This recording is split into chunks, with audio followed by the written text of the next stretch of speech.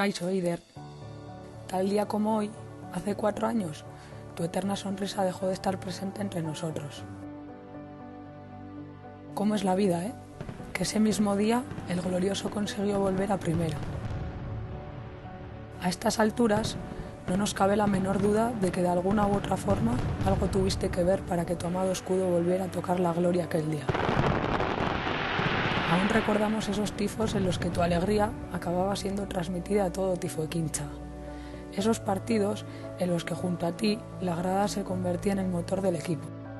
Esos viajes por todo el infierno de la segunda B, con los que tanto disfrutabas. Aunque tenemos que decirte que a ese infierno que tú conociste quizás deberíamos llamarlo cielo, ya que cada vez tenemos más claro que el verdadero infierno está en primera.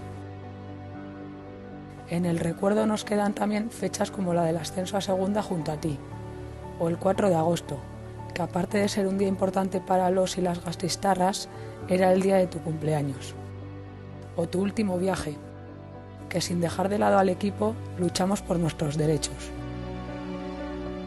Sabemos que estés donde estés, podrás leer esta carta, y podrás escuchar nuestra voz, igual que escuchas rugir a Iraultza. Esa familia que nunca se olvidará de ti y que siempre te recordará.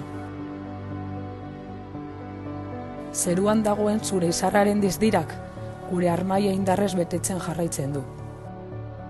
Maite zaitugu.